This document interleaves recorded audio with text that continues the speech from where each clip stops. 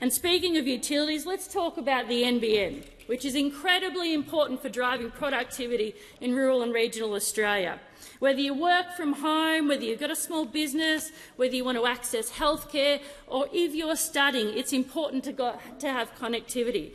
But those opposite, when they were in government, there was a deliberate underinvestment in communications. Instead of narrowing a technology divide, they widened it.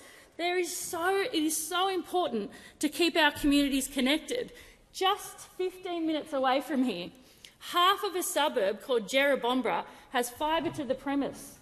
And when those opposite came to government in 2013, they ripped up the contracts and said, that's not important enough to us.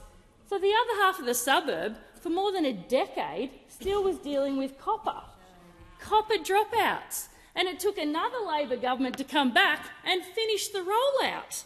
It took a Labor government to deal with the data caps that were on Sky Muster satellites. During COVID, I had members of my community who were trying to learn from home, trying to work from home, saying, we got 10 days into the month and we hit our data cap, because those opposite had data caps on satellite plans. Does that make sense in a regional community?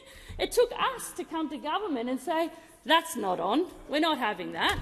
There's been a massive investment to expand full fibre NBN to more than 2.1 million premises across the country. It is so important in our regions to make sure we're connected. And while I'm on it, universal outdoor mobile obligation.